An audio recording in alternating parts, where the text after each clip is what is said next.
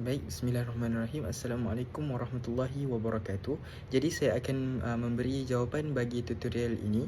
Jadi pada pendapat saya, guru boleh membantu murid berkeperluan khas mengurus konflik sosio-emosi dengan tiga cara, iaitu yang pertama, iaitu dengan membina persekitaran yang selamat, iaitu guru boleh mewujudkan rutin harian yang konsisten agar murid merasa lebih selamat dan kurang cemas. Dan guru juga boleh menggunakan ganjaran dan pujian untuk mengukuhkan lagi tingkah laku positif dan meningkatkan keyakinan diri mereka. Yang kedua, guru boleh mengajar kemahiran sosial, iaitu dengan melakukan aktiviti main peranan untuk mempraktikkan cara menangani emosi seperti marah ataupun sedih.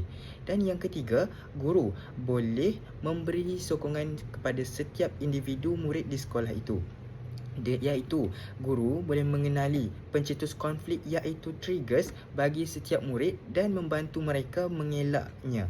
Dan guru juga boleh mengajar teknik menenangkan diri seperti pernafasan dalam atau mengambil masa rehat ataupun disebut sebagai time out di sudut yang disediakan. Dan akhir sekali, guru boleh bekerjasama dengan ibu bapa dan profesional dan pakar-pakar profesional yang lain seperti kaunselor untuk mendapatkan sokongan yang lebih komprehensif.